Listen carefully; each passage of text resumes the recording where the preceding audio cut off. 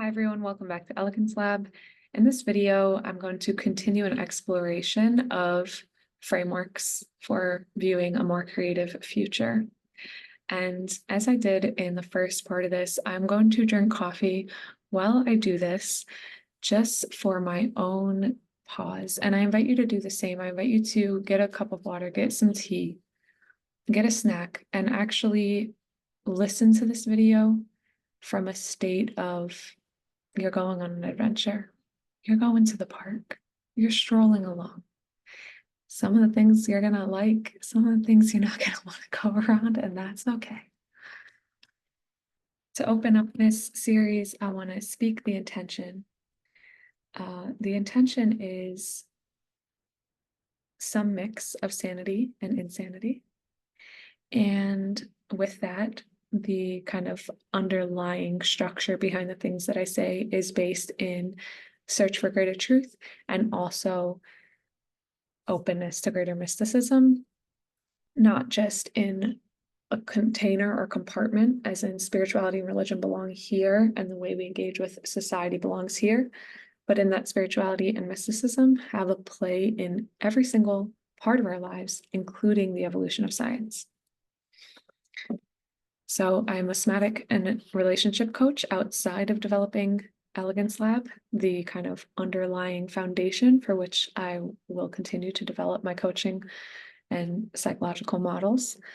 And with that, I want to start with emotion, because human emotion is such a great teacher and guide for our lives, and too often reduced, belittled, or framed as something merely in the way of the thing we are trying to get to. So go ahead and grab your drink. And if you want to grab a notebook, you can as well. The thing I want to start with is the emotion of loneliness. Ever since I was younger, I felt like I am, even though I'm a very hyper person and fall very much out of the lines on a personality spectrum, physically, I felt like I fit in every normal way. I'm average height, average weight, white, living in the States. I was living in New York City, so there was actually less white people in my middle school, and I was one of the only white people in my middle school. Less people in my elementary, one of the only white people in my middle school. And yet I still live in the US, so white faces are the norm. Brown eyes, blonde hair, able-bodied. I say all this because even as someone who perceptually fits in and also is number 7 out of 12 children, so have middle child syndrome, but also I'm surrounded by people, the experience of loneliness was and has been a huge part of my existence.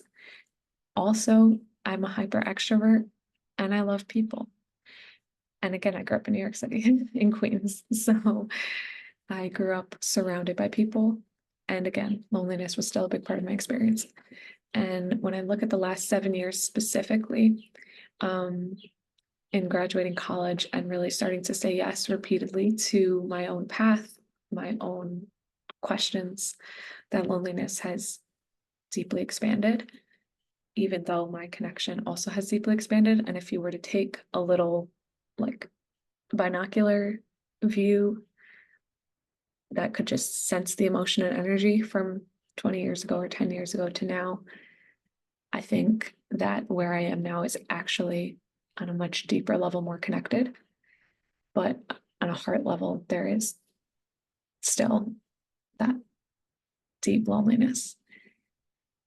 This loneliness goes in and out also based on work and connection. It's the greatest when I'm working the most hours and feel most disconnected from humans, but it also can be when I'm surrounded by people the most, like in my family setting, and deeply uncomfortable to speak about things that are a part of my life, or speaking about things that are a part of my life and feeling misunderstood.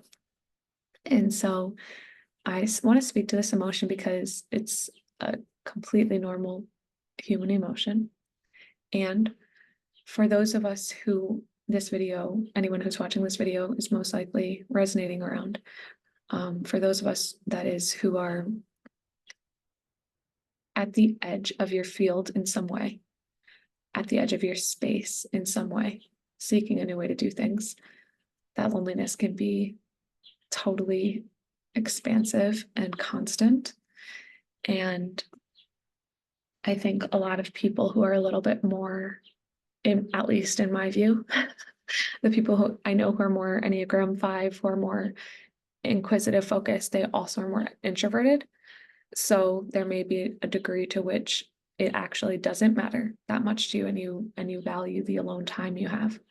But I think more often than not, many of us do feel lonely, especially when we are questioning things. So my hope with this framework is to initially offer connection between people who are lonely around this, around questioning things and feeling like even the people within my own space I don't align with. And also, I definitely find challenges trying to align with people outside of the space that I'm in because I'm speaking a foreign language. And my hope is to offer some dimensionality to why, like different frames for this loneliness, and then entry points for connection amongst us as people. And because the opposite of this is that we are, of course, completely connected and desperate to be more connected. But if we surrender to the frameworks that exist in order to try to be connected, that will yield the feeling of codependence and further alienation and internal isolation. So right now there's that sitting in the in-between of like not giving into those, even though at times everything is part of the path, and at times you know, we're going to make the choices that we make. And there's plenty of choices I have made just to try to get rid of that feeling of loneliness. And increasingly, I'm learning sitting with it for a little longer and leaning into what it's asking of me opens up the way for the deeper connection I'm seeking. But we live in the in-between. We live in the void right now where all is being created. So being patient and being compassionate, that like it very well may be that the community that you need around you doesn't exist yet. But we are co-creating it, and we have the option to co-create it. So with that, I'm going to present this framework, and I also just want to review that the vision within Elegance Lab for me as a designer and a coach who's really combining creative tools and conscious embodied healing somatic tools is to expand individual and collective consciousness and action toward greater health, wealth, and well-being. And my mission is supporting artists, innovators, and visionaries in expanding into their creative authority and actualizing their visions. It is my opinion that we are all artists, and we might not all identify that way, and we might not all have work to do on this planet that falls under the description of art. But as BKS Iyengar, a yogi who popularized Iyengar yogi, said, yoga is an art, a science, and a philosophy. And I believe that everything is yoga. That's my tantra side, but everything has the opportunity to bring forth and manifest spirit through us. And for me, I lean into the artistry of things. So before going into this framework, I just described the experience of loneliness, the experience of isolation. And on the other side of this, I want to talk about the frameworks that inspire what I do. Sacred geometry, what we see in nature, fractals, which are the shapes that we see through nature, and the human body itself, cells, atoms, DNA. And of course, all our interlocking systems all show forth patterns within ourselves and within our manifested physical universe. And all of these patterns show interconnection and multiplicity. And So it's my belief that while the language that I use to describe this upcoming framework can sound chaotic or like the things don't fit, it's my belief that the more that we are attuned to the wholeness of the human body and the interconnected of our physical reality, the more the language that we use, the frameworks that we use, the mental models that we use will also begin to reflect this. And the challenge of our time is to have models that both honor the complexity of what is while still pointing toward the unity. So let's get into it. What do I mean? So throughout this, I'm just going to put questions that are driving the work that I do. So before I go here, many people who are watching this or who are part of my circles, they're either in this yoga space, in the Eastern philosophy and Buddhist space, belonging to a religion, Islam, Christianity, Hinduism, Judaism, not identifying with a single religion, or the Baha'i faith as well, not identifying with a single religion, but seeing the relationship of the religions, or more social focused and more social change focused, but with that openness or recognition that there's deepened consciousness. So for many of us, the questions around consciousness began on a personal level, like, who am I? How do I truly master myself? And we hit walls in the personal development space, or we were experiencing extreme suffering in some way, like loss, death. Many people who've come into my life in the last several years since losing Dan have all been people who either gone through death or gone through severe health issues. And I myself have not gone through severe health issues, but I have gone through, like, my relationship with my mental health is really the biggest thing in my life that has been my own invisible and mystery pain point.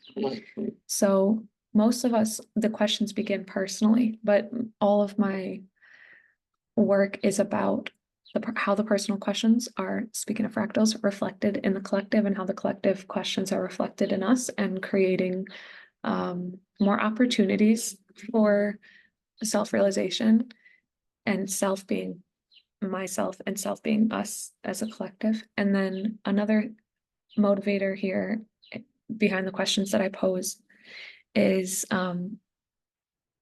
like, as down as my voice might sound, is fun and joy and elation, because I actually think that our methods are extremely boring when done alone, and we're all being called to actually work together.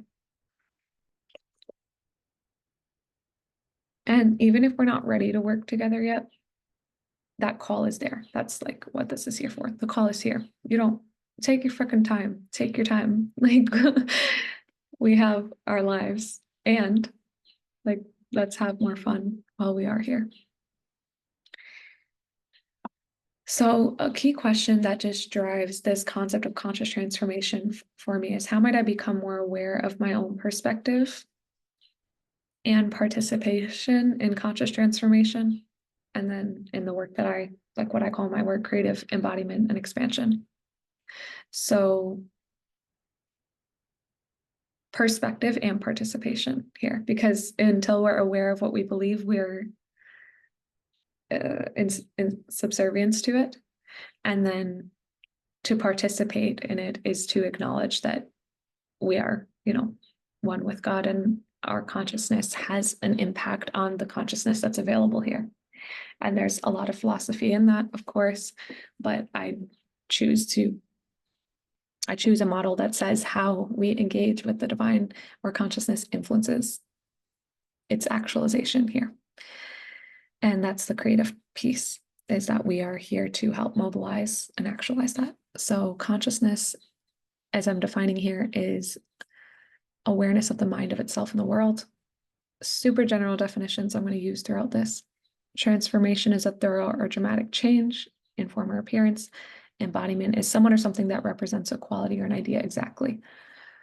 So when I'm talking about conscious transformation, this is something, I'm talking about a process of enlightenment, and I'm also talking about being engaged in that process. So already you might have your own beliefs about that process. And I personally do believe that it is beyond our own choice. However, if you follow like the 8 limbs of yoga, we do get participation in it. If you're in more of the Christian faith, you might call it grace. And you might have your own framework for how it is that we both participate and receive. And then embodiment is acknowledging that this gets to be a part of our entire being and expression. So I'm not interested in just creating philosophical conversations. I'm not creating environments where we just talk about this. I'm not interested in creating environments where we just study, even though I did hold a lot of interfaith environments for a while. I'm interested in embodiment, which is to say that every level of us gets to be transformed.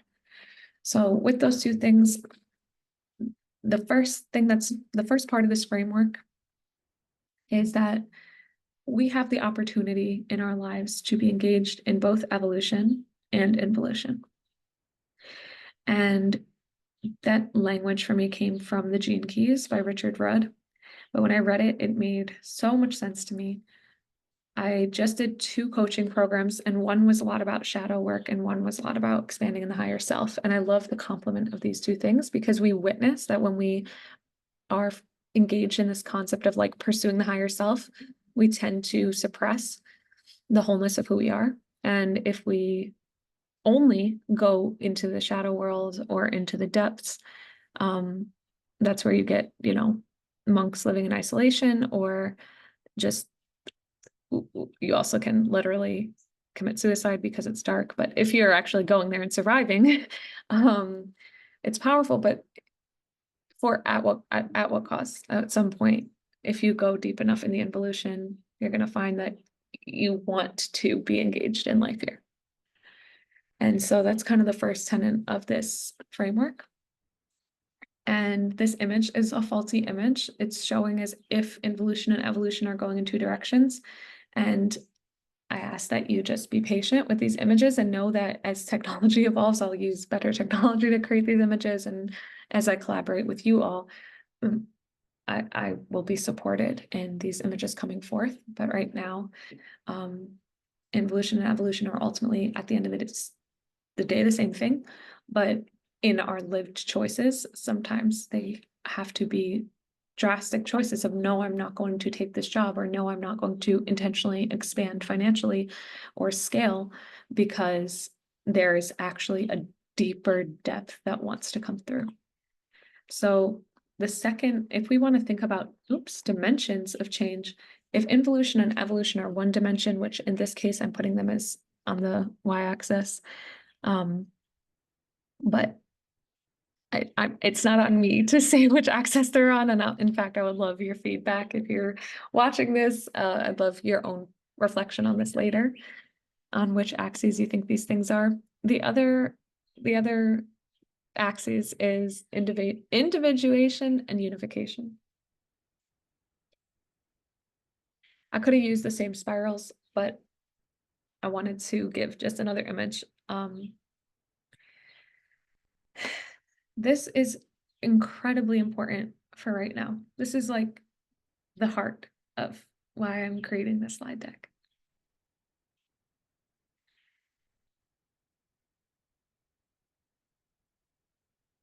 I'll let you think first of what this means to you. I was first exposed to the concept of unity through the Baha'i faith, which believes in the unification, the unity of all people. And I've spent the last 7 years exploring what that means to me.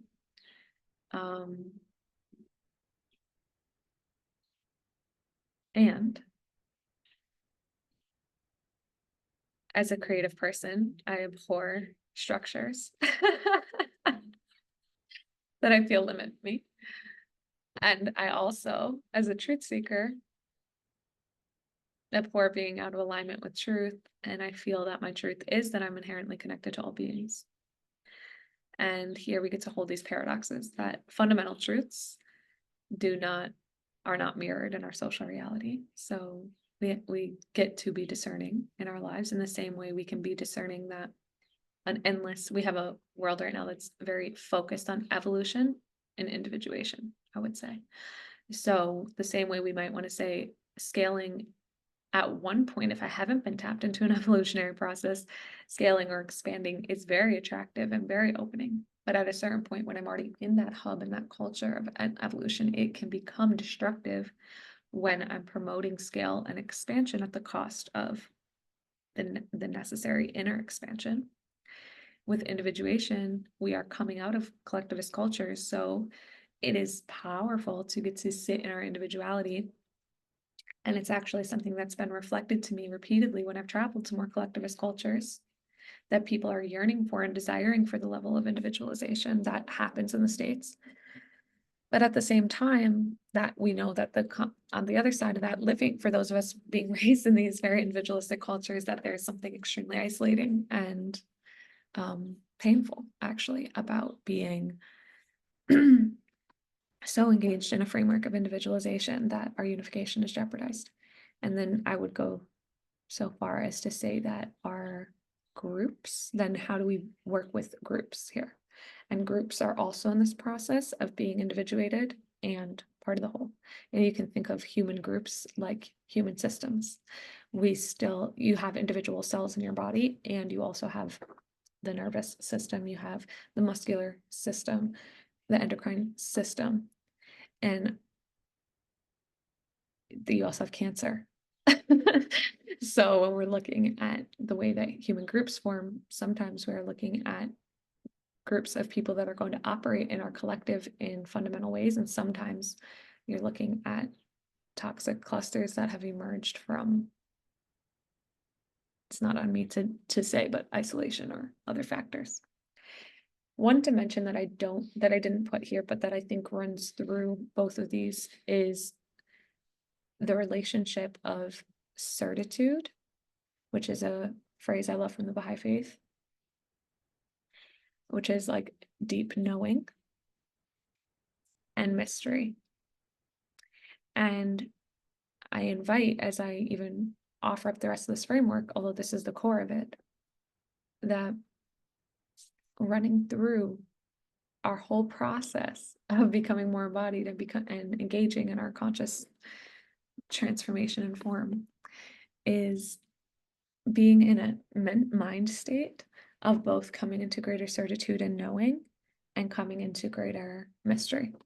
And just like these things are completely inseparable, greater evolution does lead to greater involution, and greater individuation, actually, if you are truly individuating, not becoming individualistic, but individuating, would actually lead you to our unification, and becoming more into our unification would actually lead to more individuation. That these underlying energies of certitude, I don't want to say certainty, because it's not certainty with the cognitive mind, it's certitude and inner knowing, that certitude and mystery are working within all of this. And so the more we're coming into certitude and knowing, the more we're entering the mystery, and the more we enter the mystery, the more we enter that grounded knowing. And then, of course, at the center of that is feelings of chaos, of being attached to our framework of how it definitely is, and also feeling like we're out in space and we know nothing.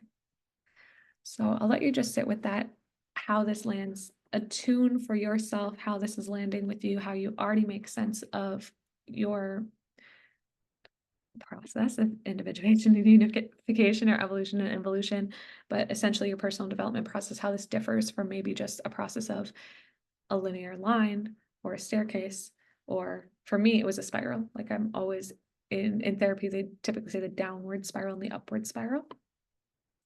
And that's helpful for when we are downward spiraling in a way that's leading towards suicidal thought or chaos. But at the same time, if we knew how to tap into that downward spiral in a way that expanded into wonder, which would actually come back to certitude, we would be able to move with states of being instead of resist and go against.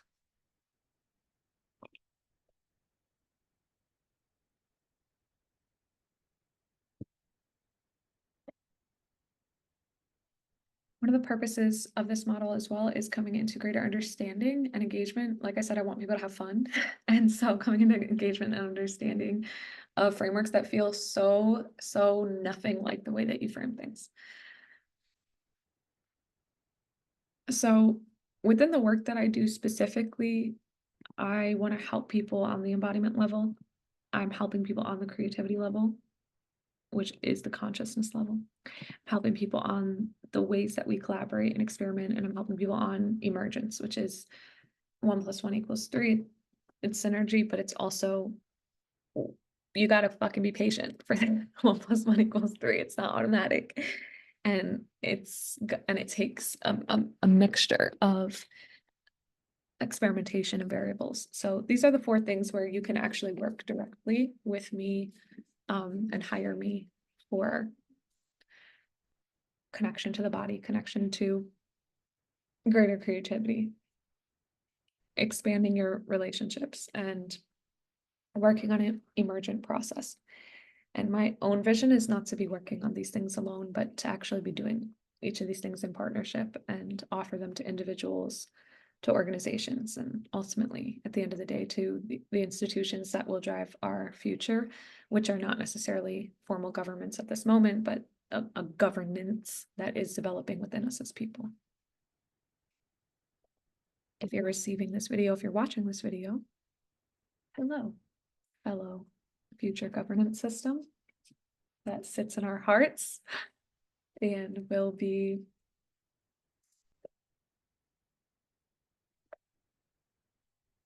I don't like to speak it into existence yet, but I would like to say that we'll be watering the seeds of our future world. So this image is, it's not, it's imperfect, but I want to look at these 4 cross sections as opportunities for personal development and opportunities for collective development. So firstly, when you cross over individuation and involution, this is where embodiment sits for me. Any of these could technically sit in any of them, but embodiment is being real and true and honest to the living experience. And right now, our current scientific models and evaluation tools, they tend to do with framing ourselves in terms of our mind. And for those of us who've studied consciousness, we know this creates a false identification with the mind. So to truly actually become identified with ourselves and go within, we would need to be able to feel the full soma. The second process, involution and unification, is actually connecting with one another. If we were going deeper, so right now, what happens a lot when we talk about scaling things, is we're jeopardizing actual human connection. So scale usually means, okay, let's amplify the size of the conference, let's build a mega church, when deeper involution on a collective level would mean a deepening of relationships, which might mean we actually do limit this conversation or this event to 3 people, to 10 people, but we value the depth of what the connection is going to bring forth. And then evolution on the when you're individuating, looks like your creative potential coming forth, and evolution on the collective level looks like emergence, which is really entering a new level of mystery. And that's really important for me and why I'm making this video. And at a time when everyone is communicating to say, this is what I made and this is what I did and this is the new lesson to take away. This video is not that. This video is drink your tea and see what resonates, because whatever comes forth from this video in 2025, 6 and 48 and on, this is just a seed. I'm just planting a seed. And this is going to change if we are actually in emergent processes with each other. If we actually wanted to evolve on a collective level, we're going to have to switch out of the endless planning mode that's like bullet point box and enter into a state where we can actually work together. But if we don't have personal practices of embodiment, we're not going to be able to work together on that level of depth. Sorry. And one thing I'll just also add here as a relationship coach is, you know, one of the reasons that people are most afraid of dating, or most afraid of dating, or even fear like going on the date with someone or being with the person, is what could possibly come forth. And I just want to throw out that, like, it can't come forth. It literally cannot. If you don't want it to, it won't. It doesn't mean that forceful things don't happen. But if you actually are terrified of love, you're not going to fall in love. Because that fear has such a strong charge, you will sabotage it. So why did I get into that? Because we're cutting ourselves off. I don't know what the exact linkage is, but we're cutting ourselves off collectively from the next levels when we're not willing to be open to what's possible there. The inner work creates the outer. Like the work with two people cannot happen without the work of the individuals. That's what I want to say. That's why I said that. Because I was saying, if an individual is not more embodied, the collective process of emergence can only go so far. Like, we are all only as deep as our personal processes. And yeah, that's really important. Like, I need to say that on the love, because you see this on the love level, like people being like, I don't want this to happen.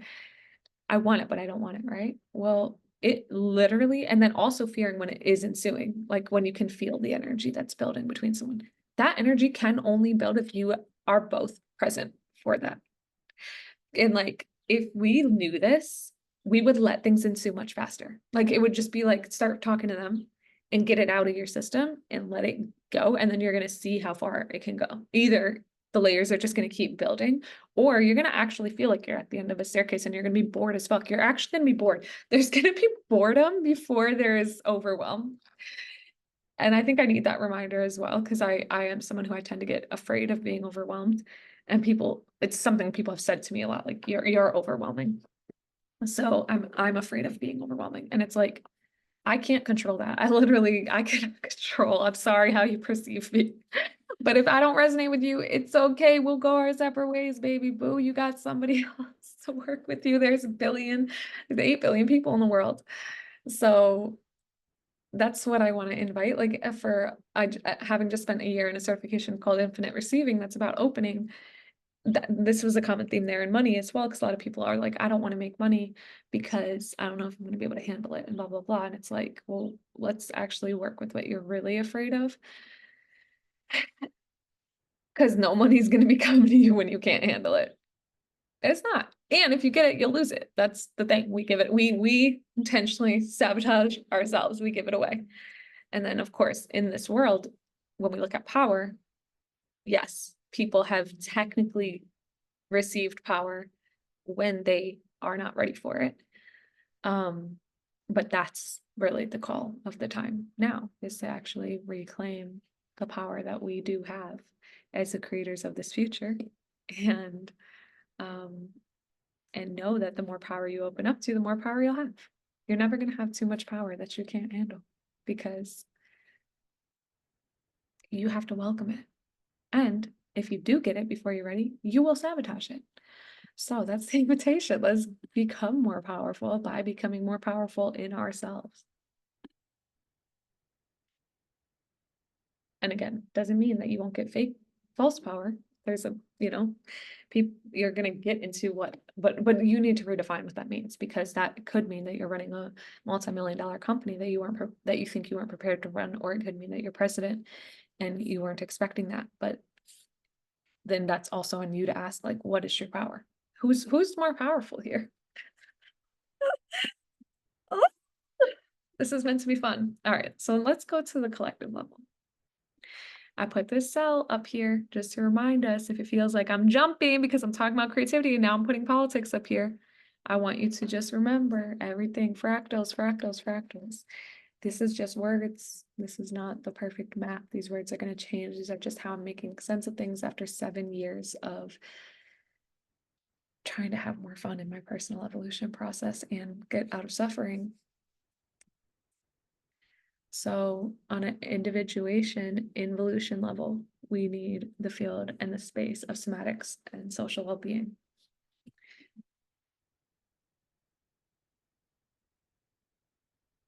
Right now, people in somatics are not even validated as, they're seen as integrative health workers, if anything. Somatics means all things mind and body. So like on an ancient level, that can mean yoga, it can mean Chinese medicine. But on a modern level, we just literally call it somatics, and it's embodied therapy. And I put somatics and social well-being together because you can't even do somatics if you don't have time in the day, if you don't have some freaking space. I mean, everyone technically can, but we need to be caring for the well-being of humans. When with unification and involution, you have like, how do we deepen on our collective in an internal way? I put religion and spirituality here because we live at a time right now that's like, oh, we don't need religion. We don't need spirituality. We have science to define things. And there's a huge loss in that. There's just so much loss of poetry. There's loss of internal governance, because that's ultimately what I believe religion is. It is the conviction of the heart. And then, of course, as I put these words, right, there's a social perception of what religion is. You might believe religion is the opium of the masses. You might think religion is the cause of war. But every word I put on here is up to be redefined. And then when you look at evolution, the evolution of the individual, this is where we have modern science. This is the value of modern science, is seeing the individuation of things. And science is connected to the environment. And guess what? We create the environment too with our thoughts. So we are part of the evolution. We can be participants in the diversity of life. But without evolution of the unification, which is our politics and our economics, the ways that we manage things, we destroy. That's the death of biodiversity, the death of human diversity. Eugenics, these processes come from the limitation of the human mind. And if you go back here, when I was talking about how you sabotage a date for yourself, how if you are not in a more embodied state, then our collective emergence is going to be more challenging. If we as people are not more connected to our wholeness of being in the ways that Native cultures, indigenous cultures, ancient medicine showed us before they were looking, individuating everything out, they had already a perspective of the connection of things. If we don't have that, then the way that we govern, the way that we treat each other, the way that we manage the household, the way that we work with the people is always going to get out of alignment, even if we change the ruling class and the ruling party and the ruling race and the ruling gender and all those things, because we need connection to our full being to be able to recognize that when we are killing off people, we are killing off ourselves, and we also are suffering. And even if you don't feel that on a spiritual level, you will see it and feel it in the destruction of the oceans, the destruction of the ecosystem, which will come back to shift the way that you breathe, which will kill you. So, and on the other one I didn't go to either, is like back here is that your connectivity is impacting your creativity. Without this recognition that you are connected, your creativity actually gets stopped. Your creativity becomes very boring. Again, it becomes very boring. The more focus that you have on your own evolution in the world, the more you want to be connected to others because you want to be in service to them. And the more that you feel connected to others, the more you're able to actually develop as a human. And so that's the relationship of these two, when we tend to say, oh, well, religion is, well, religion has been, in the ways that humans have been processing over the years, in opposition to science. Well, again, then what is true religion?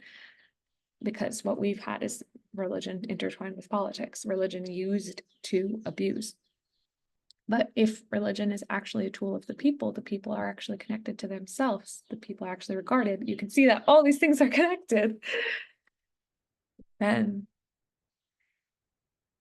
the science that we build one from would actually be more powerful, like the space of Christian Science, which was like, you know, the birthplace of manifestation and quantum mechanics. And I know those words are flowery right now, but imagine how different those words will be when we are actually connected in to source energy within us and the reality that all things are being transformed.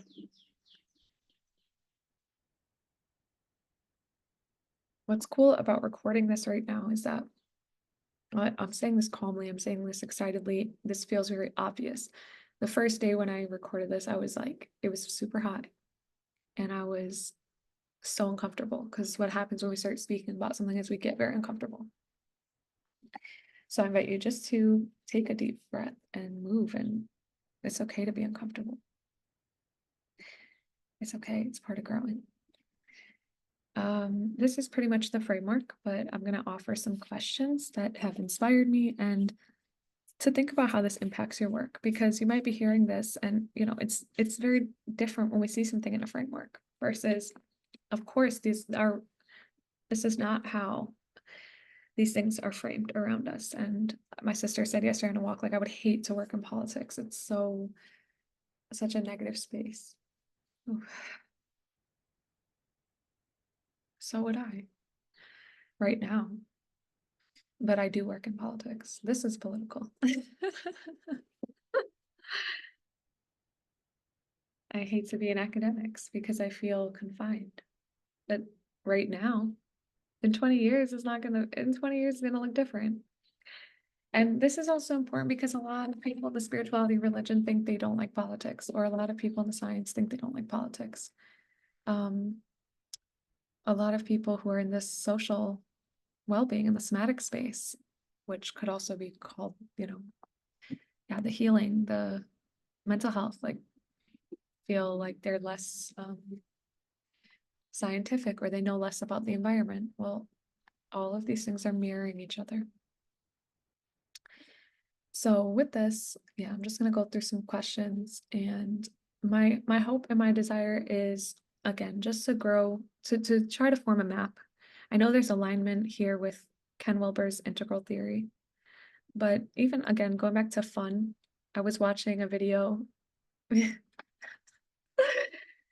I was watching a video of someone summarizing integral theory, and they were like, I went to go study with Ken Wilber, and he was just like, man worshipping man, you know, just like, this is an amazing guy, and he's so thoughtful, and he's so insightful, and he's meditated on this for years. And I just want to say, like, I've been traveling the damn world. I've been processing suicide. I've been reading books. I've been living. I've been bored. I've been working at a fucking coffee shop. And then, yes, being at IONS, this conference around consciousness, and meeting people there and hearing Ken Wilber speak, and Lynn Twist and Deepak Chopra and other people who have a vision for a more conscious future did help this emerge for me. But like, we all got the juice, baby. We all got the intelligence, and I have a specific skill, which is, you know, working with complex things over and over until there's some harmony in them, which also has danger to it. We don't want to apply every map to every problem, but I shouldn't be insulting Ken Wilber when I've barely studied it. But what I want to say is, like, there's so much intelligence in our lived experience. There's so much intelligence in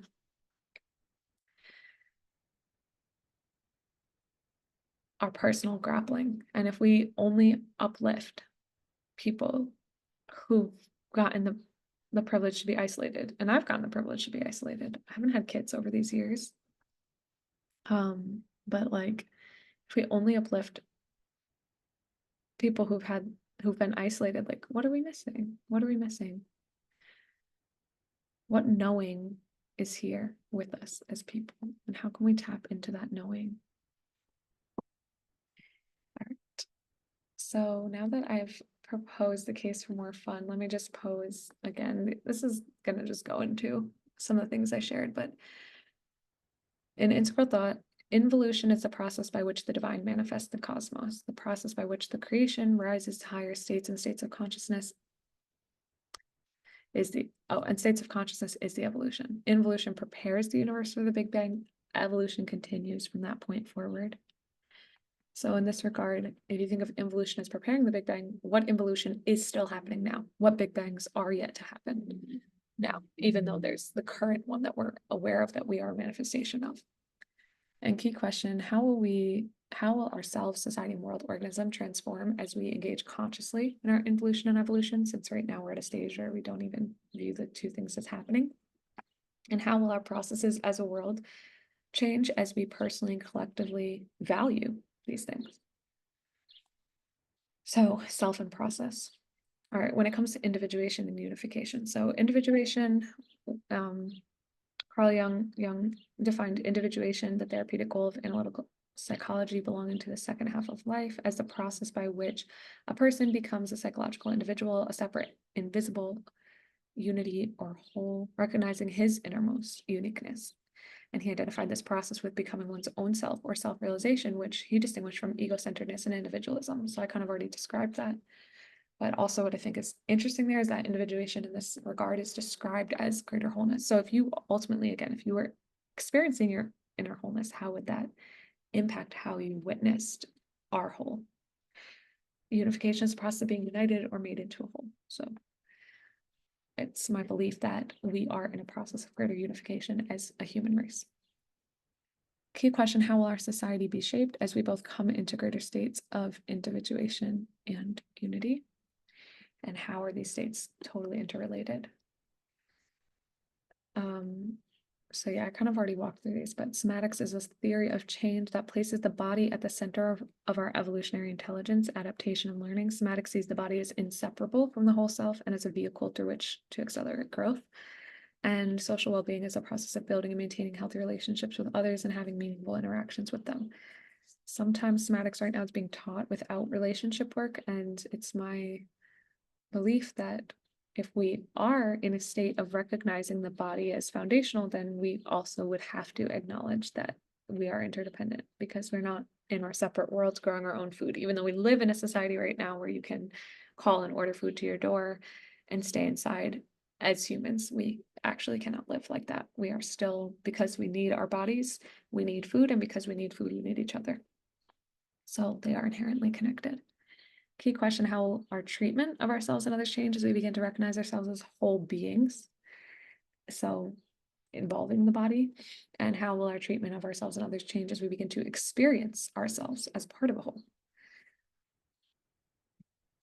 When we look at individuation and evolution, science is the pursuit and application of knowledge and understanding of the natural and social world following a systematic methodology based on evidence. That's obviously a super general definition. And environment is the surroundings or conditions in which a person, animal, or plant lives or operates, the setting or conditions in which a particular activity is carried on. So you can't have science without environment. You can't have science without manifestation. And we just talked about manifestation is the evolutionary side of the involution. So how will our scientific method change as we embrace ourselves as humans, as part of a larger organism? And how will our internal and outer environment shift as we come into greater knowledge and action around our oneness? And that can, the whole concept of oneness typically is a very spiritual term, but if we are inherently a connected organism, then what environment are we being asked to prioritize within ourselves? Then the transformation of ourselves on a cellular level, our nervous system work would be as integral to the evolution of science as actually studying the outside environment, because we're always only going to be able to perceive what our nervous system can take in. So if for example, if every scientist, like what is the impact of every medical student feeling unsupported, stressed out, and put into loans, right? That's something that we would want to think about. What is the impact of scientists under extraordinary stress? How do we create environments culturally, but also internally, to put ourselves in a state where we can actually perceive more? So now on the unification, so those are on the individuation level. On the unification level, and of course these things don't fall perfectly into these buckets, but this is just my general perception. On the unification level, if we were working on the internal side of becoming more unified, we have spirituality, which involves the recognition of a feeling or sense or belief that there is something greater than myself, something more to being human than sensory experience, and that the greater whole of which we are part is cosmic or divine in nature. And religion is a cause, principle, or system of beliefs held to with ardor and faith. And again, some of these things are often perceived as the opposite of science. However, if you look at the cycle alone of the human being, and also the evidence for like people who've had near-death experiences or had experiences with their loved ones after passing or through dreams, we recognize that there are more mystical qualities of life than what we measure. So a key question here is, how will our understandings of spirituality and religion shift as greater individuation occurs on a scientific level? So I purposely did unification second because we're more of us are more comfortable with individuation.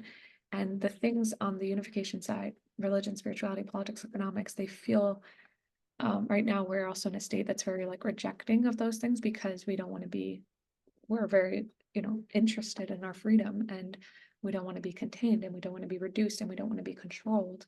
And our current institutions are based on these models that don't reflect truth. So we'd rather separate ourselves from them. But my hope is that we begin to, as we can claim our individuality, we can also claim ourselves as the future creators of those systems. How will our capacity to enact scientific evolution and personal involution change as our collective spirit continues to unite? So again, this is like a cross question with the involution side. Can we even keep doing that? Like, well, what quality can our scientific work and our somatic work be if we don't also have the collective? For example, when that need for food is cared for, you have the space to go into those internal levels. So wouldn't we want, for me who's here to actualize creativity, wouldn't we want to be caring for the whole? Even if you were to say it purely selfishly, it's because more human intelligence would be made available. And human intelligence is sacred and significant and essential. So that leads to the evolution on a unified level. So here we have our economics and politics. So economics is the term ultimately derived from Greek, which is for the way a household is run. In other words, the know-how of a household manager. Political economy is a way to manage the polis or the state, and politics comes from polis. It's a set of activities that are associated with making decisions in groups or other forms of power relations among individuals, such as distribution of resources or status. And some key questions here are, how will our politics and economics change as we come in touch with the oneness of all things? How will an economics and politics that values all of human and natural life shift our experience of being and relating? Right now, at least in the spiritual circles I'm a part of, whether you're in somatics and healing, or whether you're in religion and spirituality, or whether you're in science, politics, and economics, are seen as if they are somehow outside of that work. And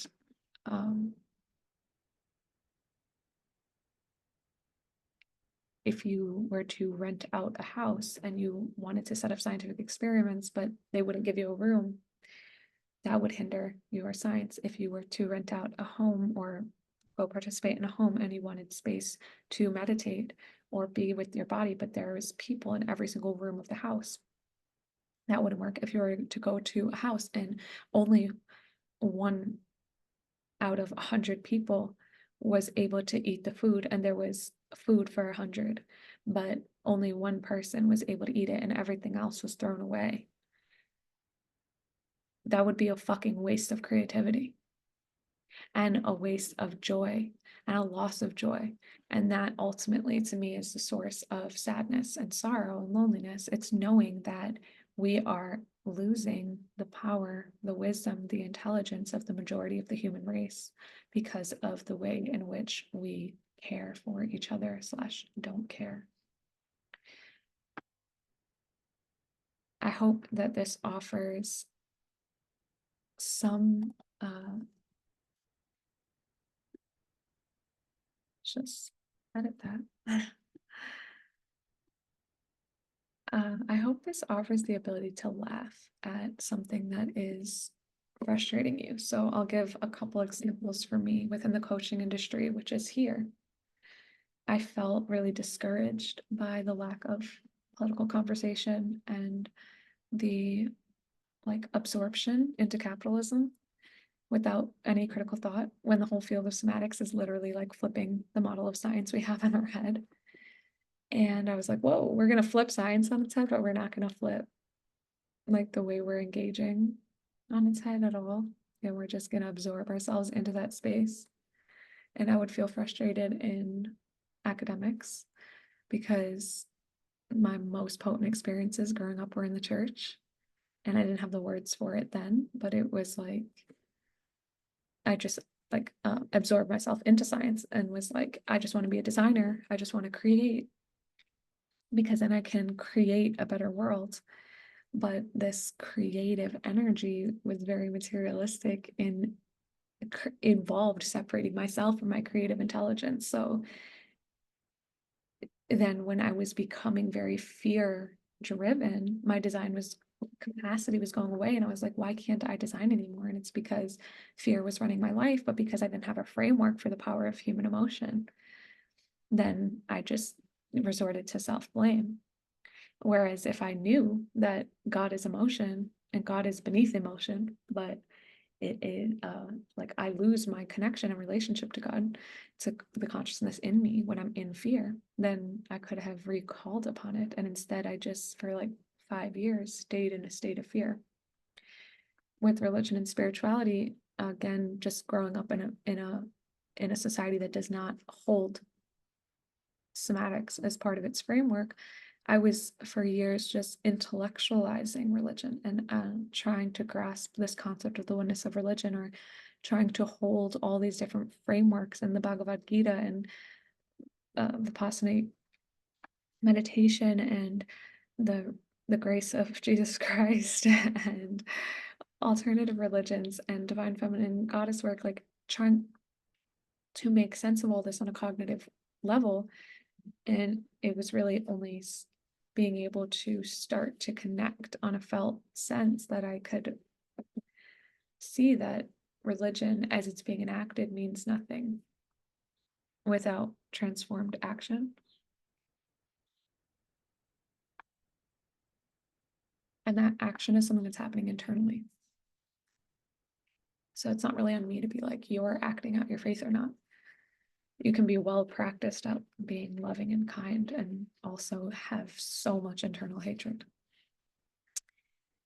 We don't know where someone's heart is. We don't know what surrender looks like. We don't know how much suffering someone is in. And my brother taking his life is an amazing example of that. And I hope that his death, which motivates all of this work for me, I hope that his death is part of your own grappling and grasping with your own suffering.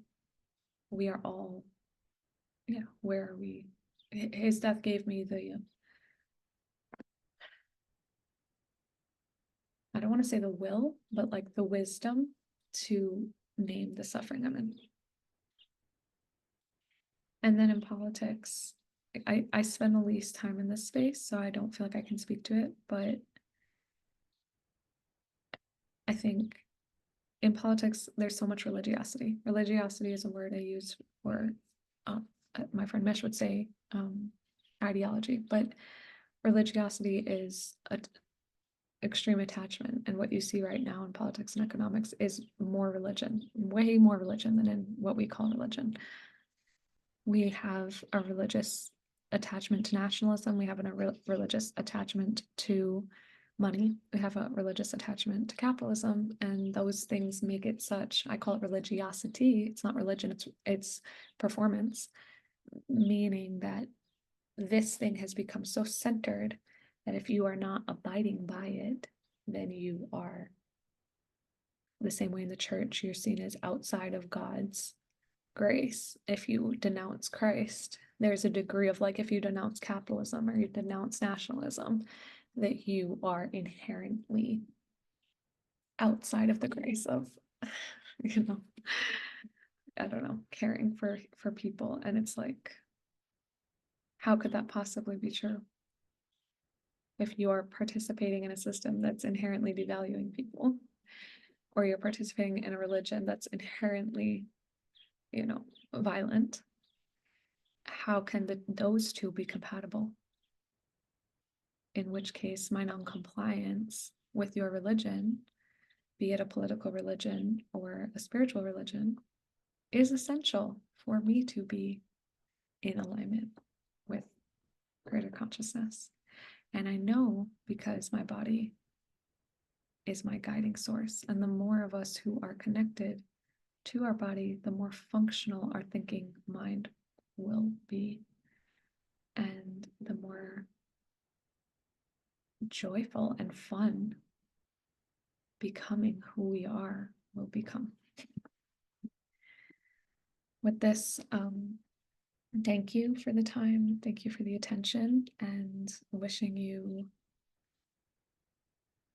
discernment in which direction feels important to you. A map doesn't limit. A map opens, a map expands. A map isn't even reflective of the land, right? If we were to look at, let's just close there.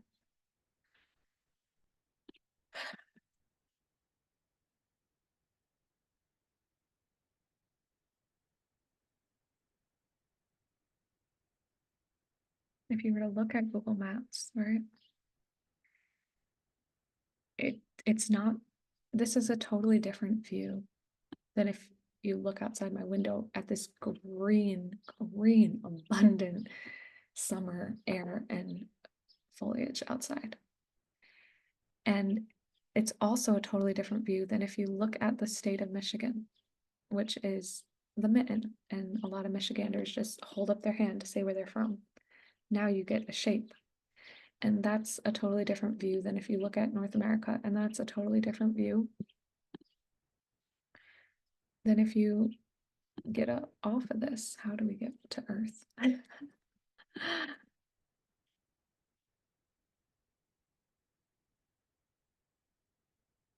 there wasn't even an image. There wasn't even an image of Earth until the 70s. That's the birth of Earth Day. And wow, wow, wow. Hello, beauty. Hello. Ah, we're so pretty. We're so pretty. All right, so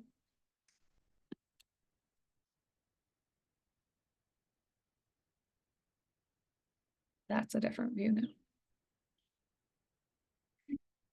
So that's the same thing that I'm saying right now when I'm holding up. And you can see where you are. Where are you as I give this presentation? You're right here with me. That's what I want you to think about when you think of this bland set of boxes, which I've used colors to show overlap, but that's still, not it. These boxes mean nothing to what we're talking about. But at the same time, they're an offering. There is a purpose of looking at the earth from that side. There is a purpose of looking at Michigan when you're trying to figure out where you can go. And you go east and west and north and south. And this map, though it's a set of boxes, is also a set of dimensions. And the invitation is to expand into those dimensions. And the last thing I'll say is that for a lot of us, out of rebellion of one of the frameworks we grew in, we go to the other one. So if you had a destabilizing experience in, you know, for most of us who grew up with religion and spirituality, then it's like, I need to get out of this and I have to go into politics, or I need to go into science.